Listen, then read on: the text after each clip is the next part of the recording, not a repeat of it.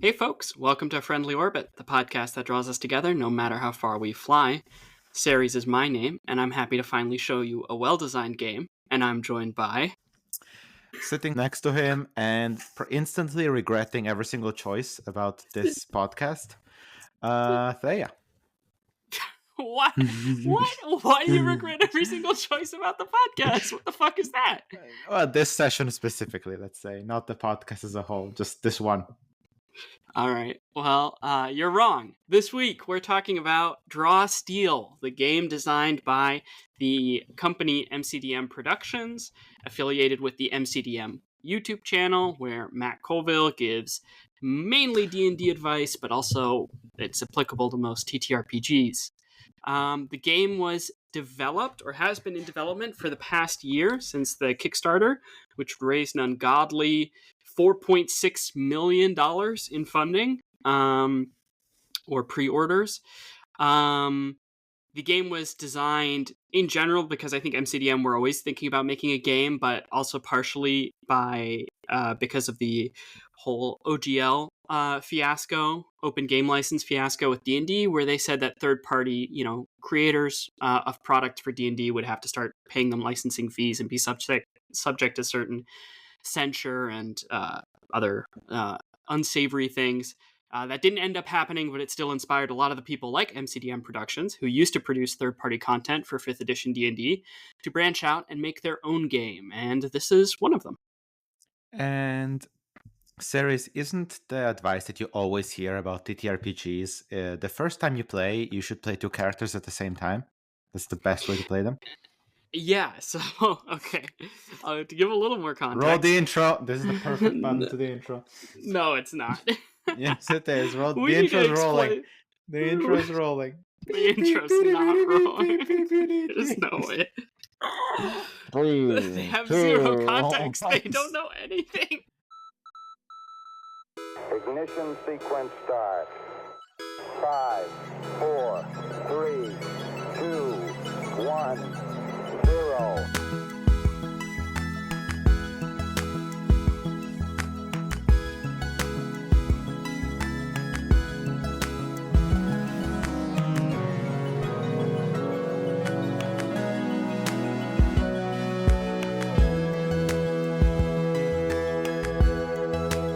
All engine running. Liftoff.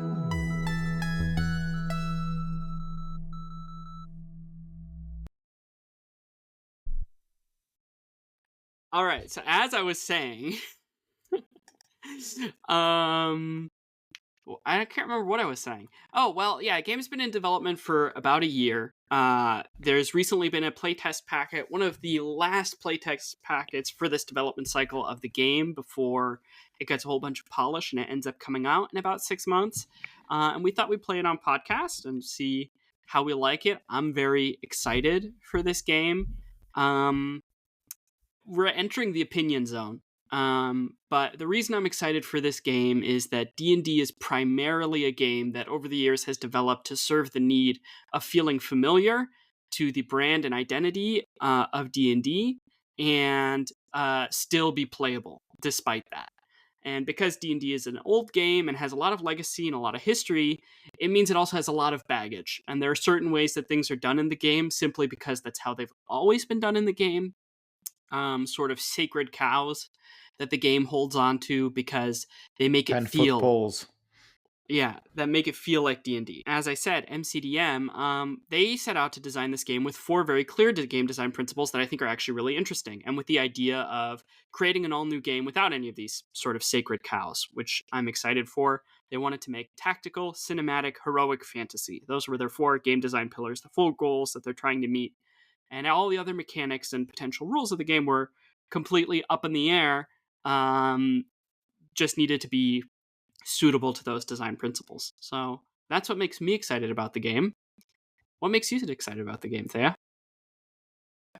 What makes me excited about the game? I think that for once, I'm excited to play, to try out different mechanics that don't feel like D&D. So far, we have played Blades in the Dark, and we have played Tiny Dungeon. Yeah. and they have all felt the best game system. best designed. Yeah, the real D&D killer. That's what everyone is saying. Yeah. But I think that it was always very interesting to watch how different mechanics, different ways of rolling for stuff influence the way that the game is played. And I'm curious to see how this one will work out. I'm also very excited because I have never played two characters at the same time. And Yeah. despite my joke earlier, I am excited to try it. I am overwhelmed by the idea that of trying that for the first time when in a new game system. But Yeah, so for logistics reasons, we decided not to put any of our friends through the 300-page playtest packet / 600-page playtest packet if you account for all the monster stat blocks. the logistics reason is our friends suck. No, the logistics reason is we didn't even ask them because we were like, we can't do this to them.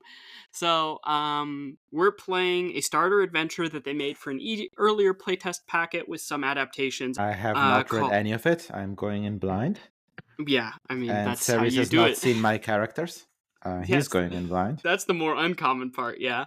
Yeah. But you're going to be playing two characters. We're going to be running the Bay of Black Bottom. Yeah, and we're going to be talking about rules as we go. But you should probably listen to the episode we probably already did on Draw Steel, where you already probably explained stuff. a lot what Draw Steel is and what you like about it. This entire intro is. I wanted to irrelevant. tell you that, but I didn't want to interrupt you. I was just quietly. It's okay. Now you're double informed, or you can skip the prior episode if you're brave. Don't. Alrighty. Just for people to not be completely lost if they don't know anything about Draw Steel, the super basics of the game is there are 5 attributes: might, agility, reason, intuition, and presence. Kind of like the D&D attributes minus constitution. And when people roll, they always roll a power roll, which is 2d10 plus the relevant modifier. And there's a little table. Below 11 is a tier 1 result. That's the worst type of result. 11 to 16 is a tier 2 result. 12 to 16 is a tier 2 result. You're doing great. And 17 plus is the tier 3 result, which is the best possible result. And then if you roll double zeros, actually if you roll a 19 or a 20 naturally, then it's a crit. Kind of like if you used to fight with longswords in D&D 3.5th edition. Anything else? Listen to the other episode where we talk about the rules, or read through the 600 pages yourself. There's just no realistic way we can summarize. All right, let's get into the playtest, and we'll just try and work things out as we go. Why don't you start by introducing us to your characters in the knowledge that we are viewing you as you've been hired as guards on a seaside voyage in a boat. Very well. Well, my first character, maybe the oddest one, is Niphilum. Niphilum is a Memonach. A Memonach is essentially a creature of order from the plane of order. You can imagine him as a humanoid figure. Imagine the body of a Kaminoan from Star Wars, the aliens who make the clone army. Yes. With a silvery body, or you can't really tell apart where the body ends and the armor and clothes begin. And not really a face, but more like a big blue psionic gemstone where the face should be. Niphilum is really tall, really lanky, and really fast, and is a really odd creature. In the sense, not just to us, but in the fantasy, within the fan world depicted by Draw and Steel, he is a rarity. And he's a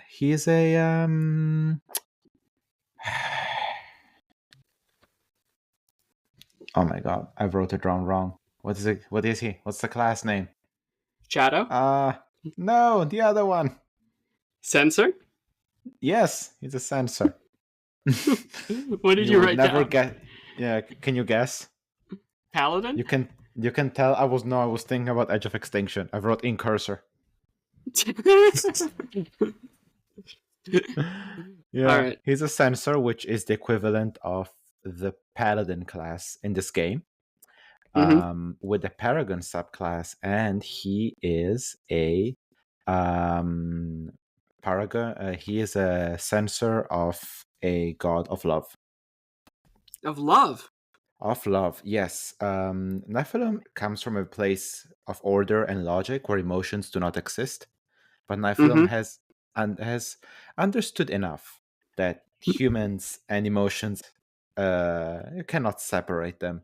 But he does strive to teach humans to master their emotions through mindfulness, and always strives towards redemption before resorting to violence. He's a very kind creature that has a very weird aura.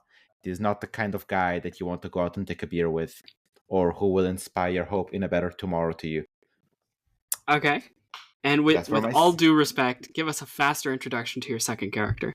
All right. Silverjack is much simpler. He's a devil, child of devils, classic thief with a heart of gold. Used to have a found family, lost them one by one, and went to a very dark place, and then one day was found by Niphilum at the bottom of a bottle, and Niphilum helped him get up and kind of like find some hope again in the world. And Silverjack is an older, I can imagine, like he's older. He's also kind of grayish, older gentleman type, has a bit of a wit about himself, and is definitely much more of a people's person, and much more cynical than Niphilum about people. First off, cool. Thank you for making those characters. At the start of every session, you receive 1 hero token per player. Now, you're playing 2 characters, so I'm going to say per character. So you have 2 hero tokens to use throughout this session. You can use a hero token to deal extra damage, succeed on saving throws, turn failed tests into successful tests, or avoid consequences of failed tests or successful tests. And you can spend 2 hero tokens to regain stamina equal to your recovery. Your health, your hardiness in this game is called stamina, so that's the word that we'll be using. And you have recoveries that you can spend, which is sort of like a second wind that surges through you and heals you up. But you only have a certain number of recoveries before you need to take an extended vacation. Cool. We find ourselves at sea. Dawn is just about to break over the ocean. Gentle morning waves cradle and rock the revelation, and all is quiet save for a few early morning birds and the snoring of the off-duty crew. You're packed in like sardines in the crew quarters of the ship, where sailors sleep in a disorganized mess of hammocks and bedrolls, and moving across the floor without stepping on a body part is all but impossible. Captain Oriel insisted that you lodge with the crew when you signed on as a bodyguard. Though you're on contract, she's treated you exactly as she does her full-time crew members, with respect, fairness, and the occasional razzing. In a few moments, a whistle will sound, and these quarters will be abuzz with the day's shifts waking. This quiet moment, a rarity in the last few days, is yours. What are Nephilim and Silverjack up to at this point in time of the day? If I understand correctly, we are here just to escort this. So as long as there is no threat, we're fine. Yes, you're adventuring heroes on your way to Black Bottom, a city of commerce, smuggling, and trade. Kind of like a Baldur's Gate of this setting. Easiest way to get here is to be hired on as guards. So that's why you guys are here. You're here to protect the ship and its inhabitants until you reach Black Bottom, at which point your contract's over. Very well. I think Silverjack is deep in the belly of the ship. He seems uncomfortable with water and prefers to hang out with the crew who are on break and who get to enjoy a little bit of a break before they have to return to their shift. Maybe sharing some stories and drinking some alcohol. And Niphilum is being a real pain in the ass on top of the deck. I think he might be, if he is not with the captain, he's with the crew, but if he can be with the captain, he's going to be around the captain. And he's making sure to let her know that even if some hazing can seem playful from her side, she should really check if it's okay with everyone here. Some people might not be comfortable with it, but they might be too afraid to speak up, and you should be mindful about that. I think that's what everyone's doing. Yeah, I think she's probably asleep and not available at this time of day for your inquiries on her character, but be sure to let her know throughout the course of the day. Yeah, I'll be compiling. I'll be writing. I'll be extensively explaining this to the first mate, so that he can refer everything to her as soon as she wakes up, as he has promised me he will do. Yeah. I'll take it Mhm. down. I really think it kind of helps actually with the team cohesion, but I'm keeping records. Yeah, and I think yeah. Do you do daily 15 minutes one-on-one session with the captain? That will be very helpful for crew morale. We do regularly interface. It's not that simply organized, but we do regularly organize and talk about the organization of the ship. Yes, that's sort of my profession. Very well. Humanity's choice of chaos over order will keep baffling me. And I just walk away. As you Convinced that I've do, done so well. the whistle sounds on the ship, signaling the shift change. In fact, probably it's the first mate who blows it. And the ship comes alive as people start moving, especially in the belly of the ship. Crewmates are getting up and going about their tasks. The old shift, the night shift, is sort of coming back and turning in. And I think Silverjack, since you were in the belly of the ship, one of the crew members addresses you and says, "There's a disturbance on deck, and they need your help up there." All right.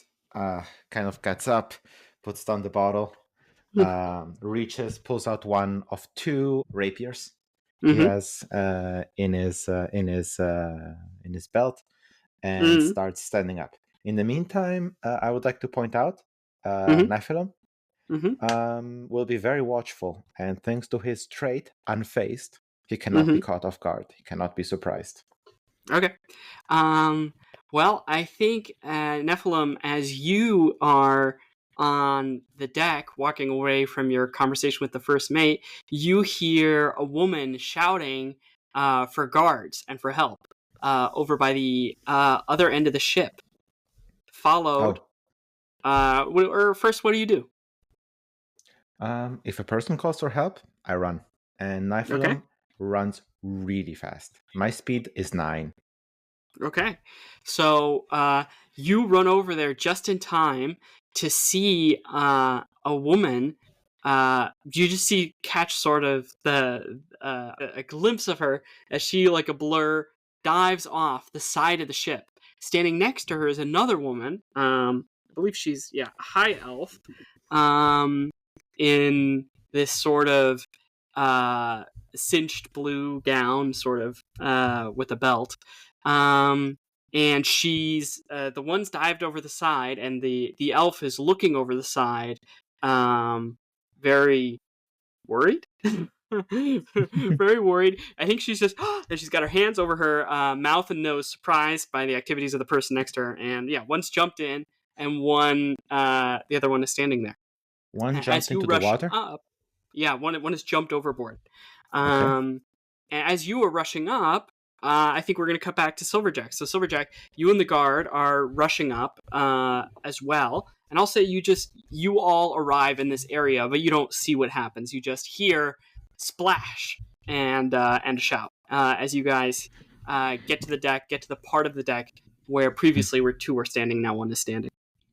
All right. Sorry, I was down checking that everything was fine with the crew. What's going on, Niphilum? It would appear one of the a woman has jumped off. It is unclear why, but I suppose she might be needing some help. And Niphilum is already doffing pieces of armor and of weaponry that he's kind of like built into his body. Mm-hmm. Can I Yeah. see if she's alone down there? Yeah. So I feel like you're not quite over there yet, but if you sidle up, to the And I elf. said knife film really fast. Yeah. So as you Okay. sidle up as you sidle up to this high elf woman, she's not even fully paying attention to you. She's paying attention to the person who just jumped overboard, and she's going, Lorelei, just leave it. Where? And looking over the side, you see this woman who she's swimming in the Mhm. water, reaching for something. Her clothes fully soaked. And starting to get battered by the water and wake of the ship. Like you see her a moment later bob up over the surface of the water, holding one hand up in the air, clutching something, but you can't see anything in her hand. But now the rough of the sea is kind of knocking her from side to side, and she's moving noticeably slower than the ship is moving. The ship moves much faster than a human swimming in the water. Okay. At this point, I think the high elf turns to you and you go, please, help her. Yeah, Silverjack will be like, Silverjack will be like, why the hell did she jump? And in the background, behind him, you can see already, like, Niphilum is already, like, leaping in. All right. Nephilim, you hit the water. I hit the water very slowly, because another trait of Niphilum is that he falls very slowly. His body is very light. So if I take any damage, but that's not I'll have real. to reduce it. No, it's real. It's a trait of Mnemonics. Huh. But things don't fall according. Yeah, but things don't fall according to their weight in real life. I don't know what to tell you, man. I mean, I suppose my weight, the ratio of my weight to my body area is bad enough that I'm like a leaf. I don't know what else to tell you. Yeah. That's your silicon body is low density. Barring air resistance, heavy things and light things fall at the same rate. You see, Ceres.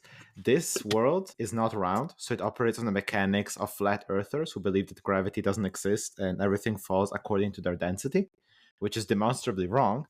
But here it says your silicon body is low in density. Whenever you fall, you reduce the distance of the fall by 2 squares. So I think we all learned something about less. I think it should probably be called like less forceful fall. Because exactly. it is true that something light that impacts exists, like suffers and emit and transmits less force, right? Than if it's something heavy. Yeah. All of lower this to potential say, energy fall. Matt Colville, do you believe that gravity is real? Answer in us his fantasy in the universe. Probably not. Who knows? Oh yeah. All right. You hit the water and naturally float, I guess, because you're low density. You need to make an easy might test for me, and because you're so light, I'm gonna give you. Oh yeah, by the way, the crew members behind you are like working on like pulling out lifeboats and shit like that. But anyways, you're heroically diving into the water. Since you're light, I'm gonna give you an edge on this test. So make a easy might test with an edge. Okay. Rolling 2d10, my might is a 2. I don't have a swim proficiency. I'm not called proficiencies. Oh, no. Wait, what's an edge again? I don't get to reroll. Just plus 2? It's an 11. I did it. I rolled a natural 7, but plus 2 with the edge, and then plus 2 with my might. It's an 11. But that's still tier 1. That's not tier 2. Tier 2 is 12. It's an 11. Something. Yep. I know. Well. Okay, so you rolled an 11. That's a tier 1 result. The best one. Nope. Unfortunately, the worst one. However, it was an easy test. So tier 1 result on an easy test is a success with a consequence. Lorelei is a young, similarly aged human. You grab onto her and help her swim and help her float, but you're unable to propel her any faster than she was already going. So you guys kind of just float like a lifeboat or like a buoy until the crew can lower down a lifeboat and Silverjack and the rest of the crew can come and get you. This process is exhausting, and so you lose 1 recovery. No. Yeah. How many do I even have? Wait. All right. First rule thing that I either noted down something wrong. I have I have a recovery value. Yeah. But this is your number of recoveries total. Yeah, exactly. And I haven't noted it. Your stamina maximum is based on your class. Your recovery value is always 1/3 of your stamina, and your number of recoveries is also somewhere in the rulebook. I don't remember where. Yeah. Stamina gain. Oh no, recovery is 12. So the recovery value is something else. Yeah, your recovery value is 1/3 of your stamina. I see. Rounded up or down? It doesn't need to be rounded. This game is well designed. All right. Okay, but it is 12. It went into my 12. All your stamina is always divisible by 3, and any stamina increase you get is always divisible by 3, which results with a stamina that's always divisible by 3. Okay, then my recovery value is 8. My maximum recoveries are 12, and I currently have 11. Yes. Okay, I have yeah. All right, as you and Lorelei drag your ways onto the lifeboat, she's kind of spluttering, coughing up salt water. Her fist still still tightly clenched. And you and Silverjack are in the boat with her, as you and a few crewmates are rowing back to the ship. I'm sorry about that I couldn't help you better. Would you mind telling me what you're clenching right there? She opens up her palm, and you see it's a gold wedding band. She goes, "Just got these a few weeks ago. Didn't want to lose it." And she coughs up a little bit more. Someone's got big plans. Silverjack. Well, I've already completed them. I've already consummated them. But I didn't think Waves would forgive me if I lost it this soon. Thank you for your help back there. It's what everyone should have done. You guys get back to the ship. A rope gets let down. You guys can climb up yourselves, pull up the lifeboat after with like a winch and rope. And when you get up top, the elf is exuberant and relieved and embraces Lorelei and says to her, "I know we said until death do us part last week, but I thought you'd have a little more in you." As we climb back, Silverjack will be like, "Hey, sorry for not jumping in right with you. You know how it is." And Niphilum will go like, "I understand. Do not worry. I am light. The most important thing is everyone is okay." All right. And with that, you guys are back on the ship and can dry off and socialize. I think... do you have anything you want to do at this point, specifically? Otherwise... I think you can just describe a cutscene, probably Silverjack is telling some story. Niphilum is nitpicking it, and people are probably mostly having a good time with the two of them. All right. I think when and if a private moment can be had with Nephilim, an older gentleman will sort of try to inconspicuously pull you aside and try and have a word with you. By the stairs, by one of the sets. Actually, I have a map of this place. What does this boat look like? For no particular reason, I have a map of this place, by the way. Yeah, I was about to say. To be fair, you might have just pulled a default boat map from Pinterest. Yeah, wants to sort of pull you aside, sort of gestures to you down from below decks. Why do the civilians ladder. have health bars? Sorry. No Why reason. do the civilians have health bars? There's no reason. Don't worry about it. But there is this set of stairs that goes below decks.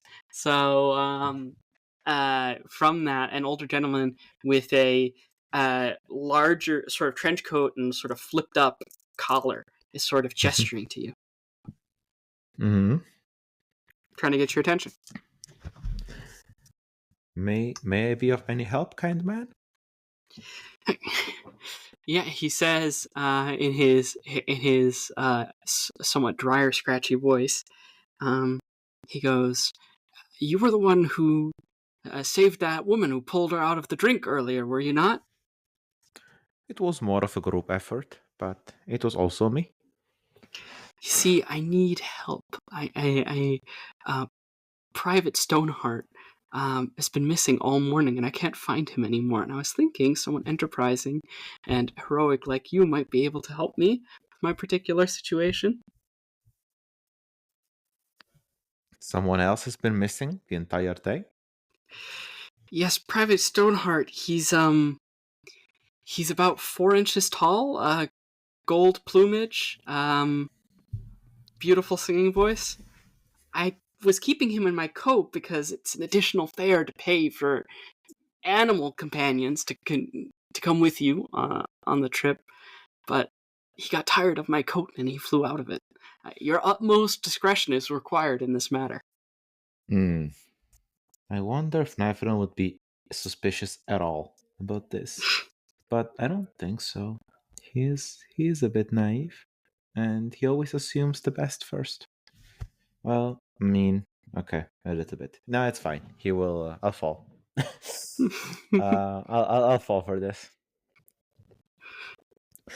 Private Stoneheart, he's affectionate, but he is mischievous. You have to try and lure him in, but it's not so easy. He does love music. He loves and music. being Just chased, exactly. Unfortunately. What kind of animal are we talking about exactly? He leans into you conspiratorially and says, "A bird."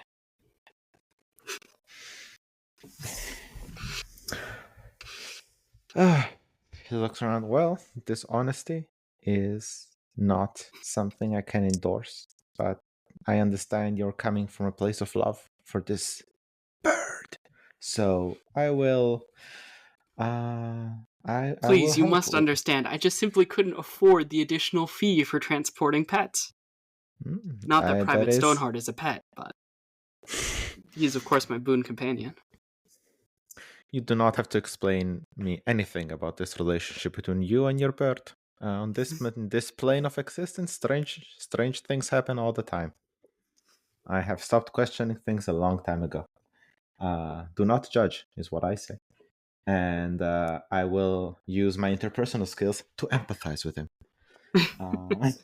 A good saying. A good saying, he says. Actually, I don't have empathize. It's a Silverjack one. Very well. Well, if he happens to love music, I just happen to be somewhat proficient with that. And I actually have selected music as one of my interpersonal skills. Except I produce the music. Yeah, I vibrate. At the correct frequencies? At the correct frequencies, and my body can naturally produce some very beautiful music. Fun fact, does not sound like that where I come from. That doesn't work. It's an effect that only works on this place. But yeah, I'll start vibrating like a tuning fork, producing a quiet, serene melody. And as time goes on, maybe I'll spice it up. I'll pick up the rhythm.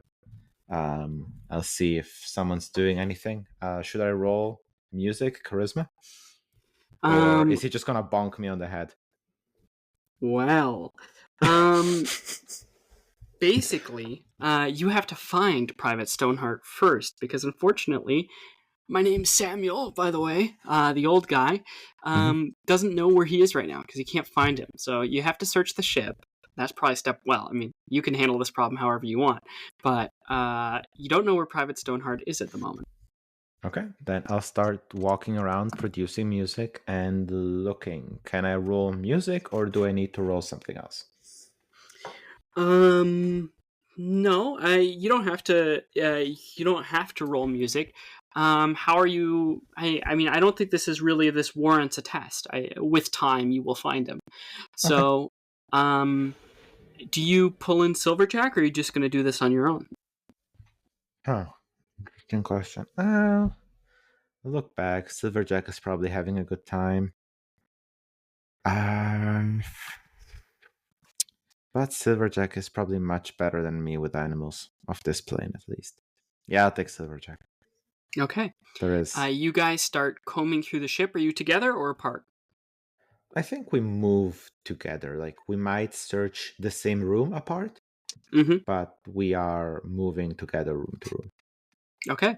As you move through the ship, you explore the different areas, the kitchen, the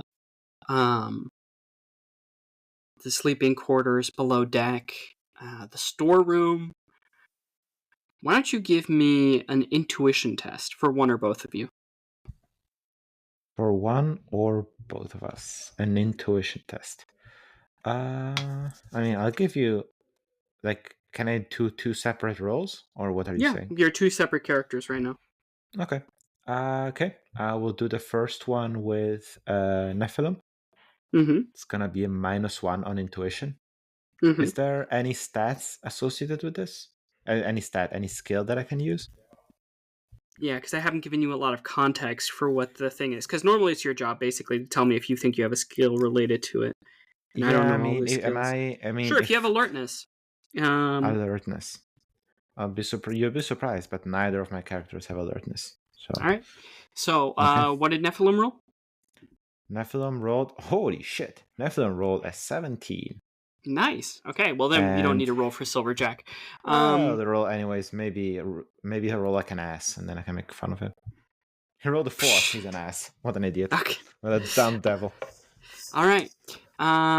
If you'll give me the liberty, then, Nephilim, as you are walking by the storeroom with Silverjack, you notice that it's uncommonly heavily guarded for an oceanic voyage, and especially for a hold that is supposed to contain, grains and nothing of extreme value per se.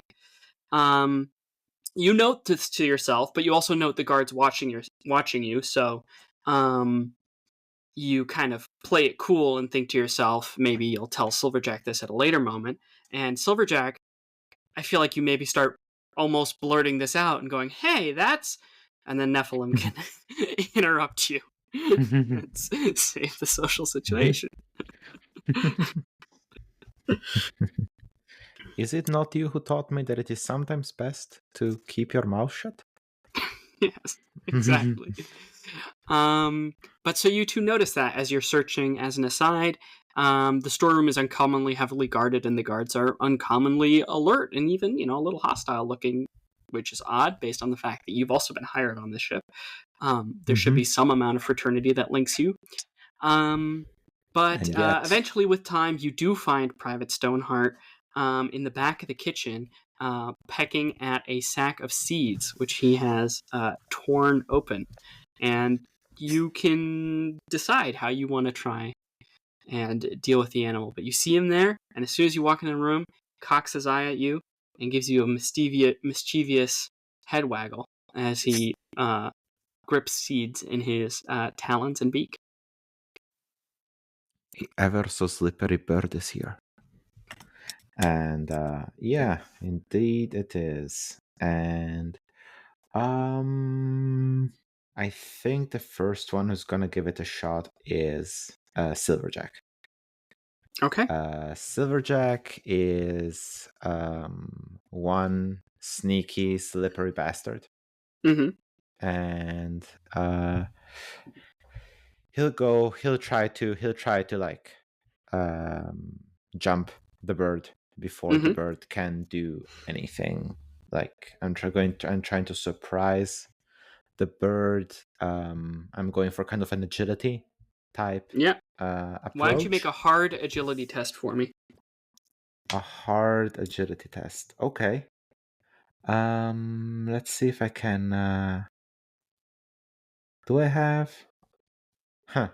Can I use lie to kind of like try to bluff that I'm not trying to kind of surprise it by getting just a little bit closer, just a little bit closer, just a little bit closer, while being seeming inconspicuous until it's right the right time, and then I jump.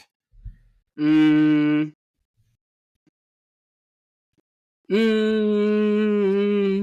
I also have sneak. If you find it's or hide, I have so many criminal skills that are vaguely applicable here, but not really. But maybe. Anyway, Wait, let me check. I think a cool GM would let me, but you do you. I think a cool GM might stick to his guns. Why don't you roll the hard agility test for me? Okay. It is a 17.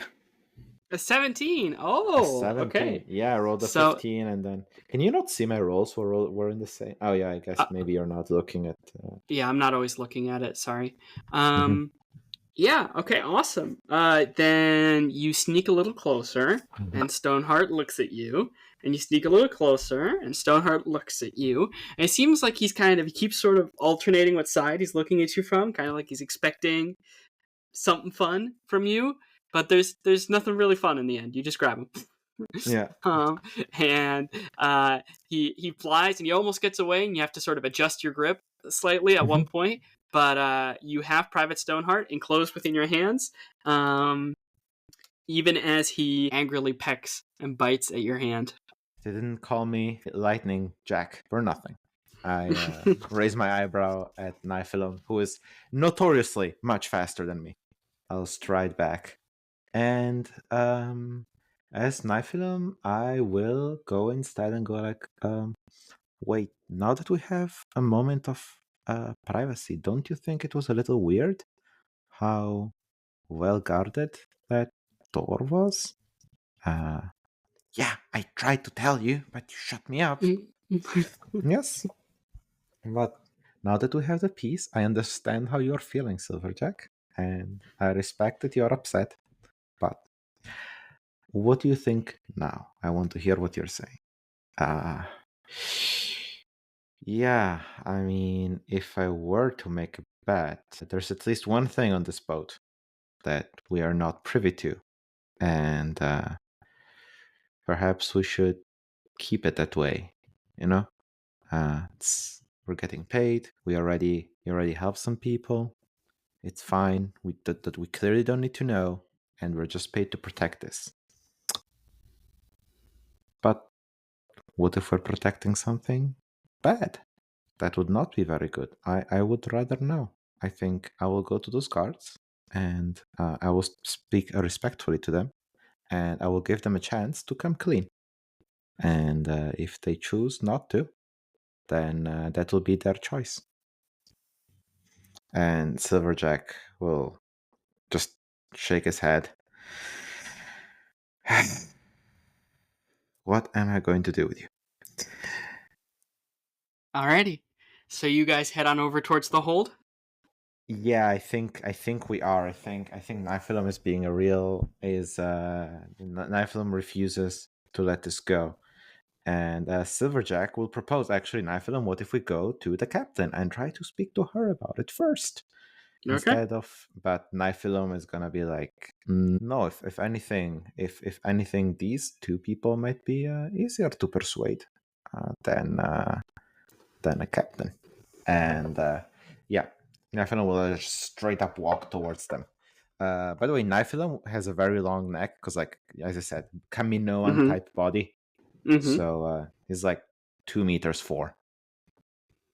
Do you wash your face with gem polish too? Yeah, probably I douse my face in some chemical for sure. What size are you though? You count as one. I count as 1M. And fun fact, for the purposes of pushing me around, I count as 1S. Yeah, I remember that. So you're easier to push around by one I'm than. super light. Like someone could literally grab me and like whack me against the wall, and they wouldn't even have to be very strong for that. I'm just gonna quickly double check because I think it's that you just get pushed one further, but it might also be like an edge on. I think it's an edge. The thing that determines being pushed more or less is When you guys move on over towards the hold, you see two guards there. Mhm. I would like Also to crew members who you've activate seen a around. certain. Yeah, I would like to activate my first sensor ability. Woo! Okay. I will recite a little prayer Mm-hmm. to my gods. Mm-hmm. I'll just say to my one god. Mm-hmm. Kavel, god of Mm-hmm. life, love, protection, and war, a human god Mm. of Asloria. Okay. And what ability is this? It's called a blessing. You Mm-hmm. get one based on the domain that you Mm-hmm. pray to, and I pray to God, to love, also to Mm-hmm. God, but to God of love. Mm-hmm. So I get a blessing of compassion. You Yeah. exude a magic aura that can soothe those willing to socially engage with you. You gain an edge on any test made to assist another creature with a test. Mm-hmm. Additionally, when you are present at the start of a negotiation, one NPC of your choice has their patience increased by 1 to a maximum of 5, and the first Okay. test made to influence them gains an edge. Okay. And I And don't think this is going to be significant enough to be a negotiation, but it might still come up later, so it's a good piece of information to know. mhm. All right. You walk up to them. It's there's two guards there, a woman and a man, both crew members who you've seen around and know, more senior members of the crew. So not really your rank of just people who've been hired for one trip. They stand there and they say, "Sorry, Nephilim, no further than this." I do not intend, we do not intend to take one more step towards you. We would like to simply inquire on the nature of the cargo being carried so carefully and so secretly. Captain's orders. We can't tell you what's in the hold, but that's not anything you need to know to fulfill your duties. It doesn't impact your role on the ship. Well, it does impact whether I perform my duty on the ship. Are you carrying something that shall I say be considered less than morally upright? The ship is carrying nothing of any consequence that'll matter to you. If you want to talk to the captain about it, you can, but you can't come in here. And the hold is off limits. And what's in the hold is not for us to talk about. I'm telling you, don't waste your time here. Let's go talk to the captain about it, you stupid piece of silicon. Yeah, Nephilim will go, perhaps you're right. And I'll go approach the captain instead. All right, have a good day. Sure, you can find the captain. You can head over to the captain's quarters. You still have the bird, by the way, with you. As you head towards the captain's quarters, you would obviously notice that. Even you as a player might forget it, but the bird is biting you, so you can't forget it. So yeah, as you head towards the captain's quarters, you have the bird, and it's probably about midday at this point, maybe a little earlier. You guys haven't done that much yet. Okay, I might return the bird. Yes. All right, so once you return the bird, you walk over and you see Samuel, and he goes, "Did you find Private Stoneheart?" We found your bird, and let me tell you, it was not hard. Silverjack and sneakily opens his trench coat and like kind of like hugs him with it, so that the bird can sneak from one trench coat to the other trench coat, trench to trench contact. Public All right. display of trench coat. Yes. Samuel has acquired some like sweet treats and seed. I think he's made a little seed ball out of seeds and lard, and is like offering it. Come in, Private Stoneheart. Thank you so much for retrieving him, and puts him back away within his coat. You see his coat kind of squirming around a little bit in the chest area, Okay. but he closes it up tight and he thanks you profusely for your help. And since you found Private Stoneheart without alerting anybody, you get 1 hero token. Hey, 3 hero tokens. Yes, Okay. that is the success with a consequence, so to speak, that you would get from that check. Yeah. All right, Okay, now you want to then, go off to head to see the captain? Yeah. Yeah. So, Niphilum, this time let me do the talking, and you do your cool magical blessing thing that you do. It's always very welcome. Just shut up. And Okay. Silverjack will sit down with the captain, Niphilum, quietly standing by, tall and weird and awkward. I see. These are the hires who pulled someone out of the drink this morning. Mm-hmm. Make sure not to get any water on my carpet, she says jokingly. Don't worry, Captain. We're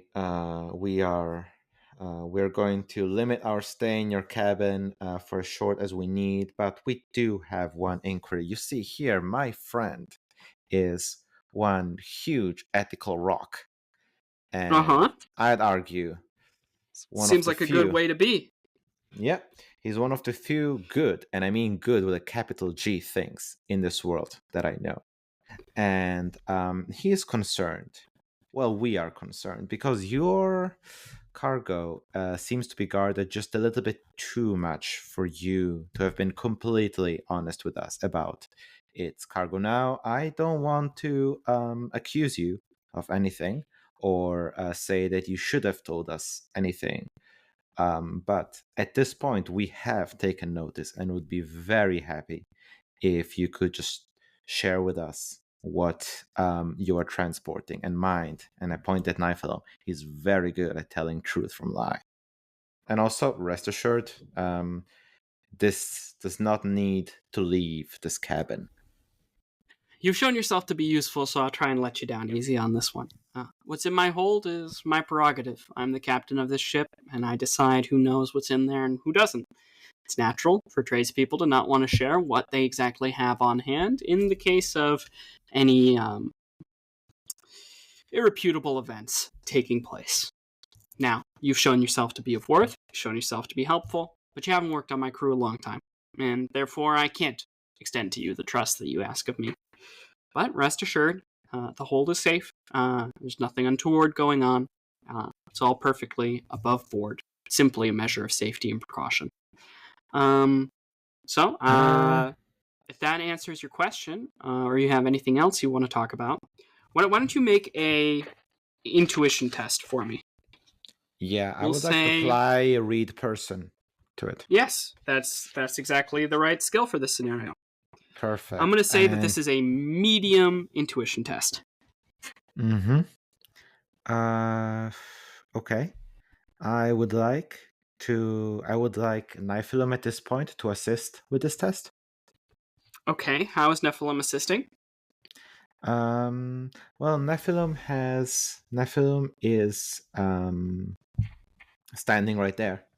Mm-hmm. And I think Niphilum is also listening in. He might not be the best at reading people, but he currently has his blessing of compassion turned on, which improves his skills in that regard. And so I think it works that he has to roll, and if he succeeds on the roll, then Silverjack gets an edge. To assist, you need to have a relevant skill that you're drawing on to help, and then you have to describe how you use it. So just the benefit, just the blessing is unfortunately not enough. But if you have a skill that applies to the scenario and you can describe how Nephilim is using it to help, then you roll a test, and there's basically the better you roll, the more you help. But if you roll very badly, actually, you can even hurt. Oh shit! I was completely wrong and made a mistake earlier. Nephilim has alertness. I was sure he didn't, but he does. Oh, well, I mean, then you would have had a little bit of an easier time discerning the fact that this hold was too guarded. He rolled a 17 anyways. He's the best. Yeah. He has alertness, and I think he will use alertness and his fact that he's always unfazed by being always very... Yeah, he will not let himself be fooled by... That sounds like he's just reading person. I mean... Doesn't really sound like alertness. Yeah. Well, okay, but he is He's going to be alert if she is hiding something. If she's not saying something.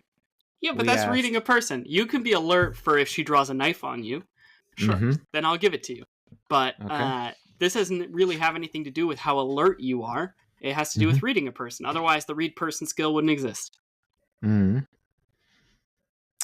Well, I did make this character actively bad at this, so joke's on me. I think you just make your medium intuition test, add your read person, call it a day. Let's go.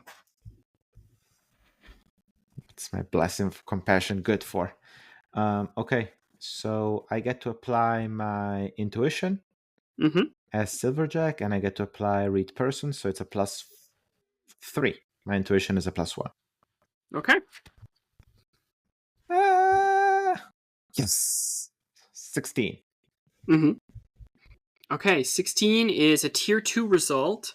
So that would be a success with a consequence. Okay. So she says her bit, and you take a moment to read her and really get a good read on her. You see a flicker of annoyance cross over her face because she can tell that you're suspicious of her and that you're reading her, but you also at the same time can tell that she is lying to you. That there is something more to the hold, and that depending on your definition of above board, it's really not necessarily above board. And depending on your definition of safe, it's really not necessarily safe. Mm-hmm. At this point, since she's running low on patience with you guys, she's going to say, look, fellas, I'm a busy captain. I've got a lot of things on my plate. Unless you have any concerns that I can actually address for you, I'd ask you to leave and get on with your day. Okay. I will step up as Niphilum. Okay. I think that perhaps you are underestimating my resolve right now. Do not misunderstand my kindness for weakness and my patience for... What's a good synonym for weakness? And my patience for pacifism. Yeah, that's it. And my patience for pacifism. If you are endangering the good people on this crew, and we can do something about that, and we should know about that, I suggest that you let go of pride and let go of trust issues, and let me tell us. This man has reassured you. I am a mountain of ethics, as he put it. And let me tell you, that is good in a good, that is true in a good and in a bad way. And I want to use intimidate. Okay. Actually, I guess that's wait. Oh yeah, it's absolutely presence. But let me see if I have something even better for Niphilum. You know what would be really cool for this? What? Lead. He's trying to inspire her. He is not. he's You threatened reaching her with violence. I don't know how you can really lead this situation. Okay, then I'm using persuasion. Okay. I mean, You said don't forget. You said don't mistake my patience for pacifism. That's a pretty violent threat. That means I'm patient and not pacifist, so I'm patient and violent. That's not. Yeah. All right, make your. This is a. I'm going to say this is a hard presence test. This is a hard presence test. Yeah.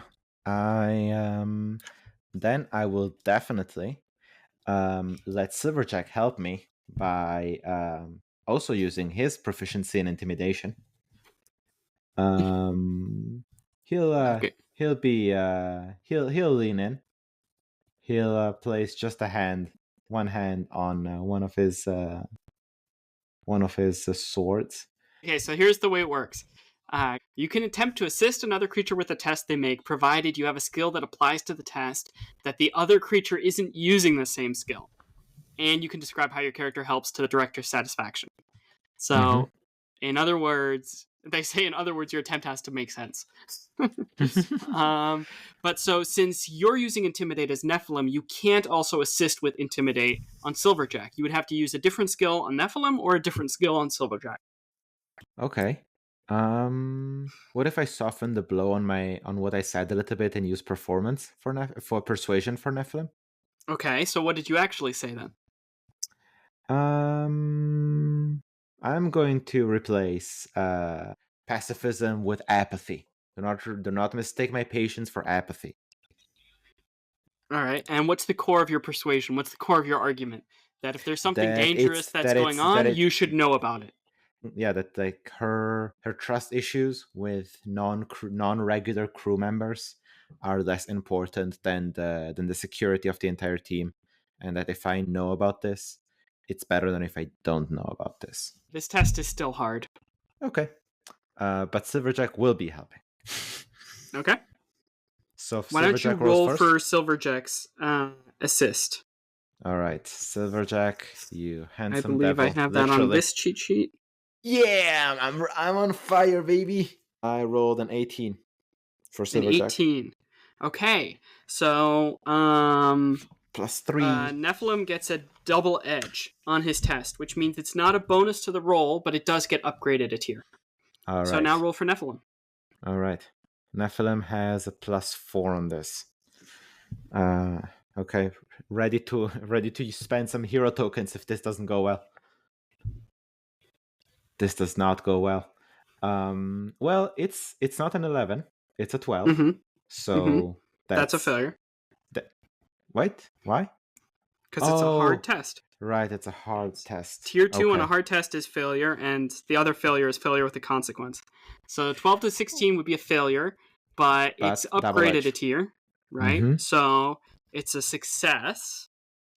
So what does success look like in this scenario? Is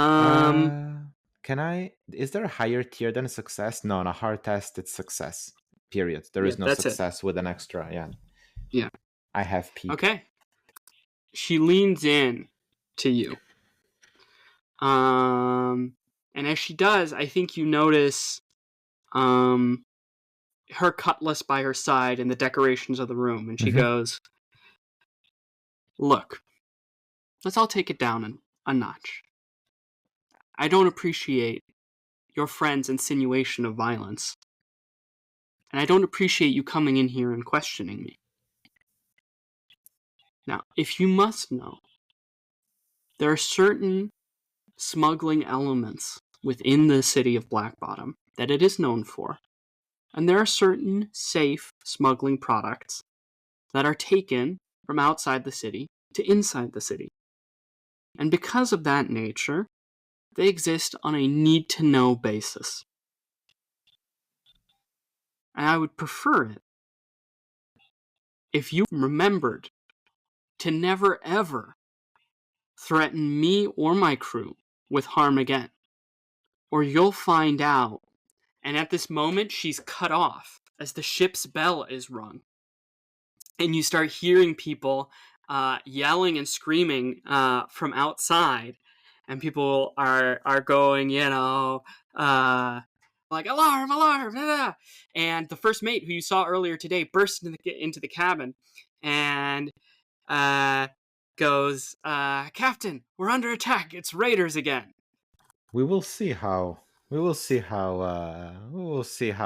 safe this actually no, shut up, go do your job, go. Yeah. And she Actually, pushes you. It's Silverjack. Yeah, actually it's Silverjack saying this because he's the one who read person. So you're like, I'll see how safe this smuggling stuff is. And she's just like, go, get out of here. She's like, go do your job. And that'll just about do it for this episode. This is Editing Ceres, here to break up our recordings into manageable chunks, a duty I honorably accept and execute. So this is the end of this episode. It's part 2 of the Draw Steel series and the first chapter of the playtest. Chapters 2 and 3 will be coming in the following weeks. In the meantime, that's it for this episode of Friendly Orbit. You can find us on Spotify and Apple Podcasts, as well as youtube.com/@afriendlyorbit. And if you want to send us an email, get us some of your astral echoes, you can write us at afriendlyorbit@gmail.com, all one word. Since it's just you and me, all personal like, Thea not being here, I'm not going to do any plugs, but I will tell you that we'll catch you out there amongst the stars.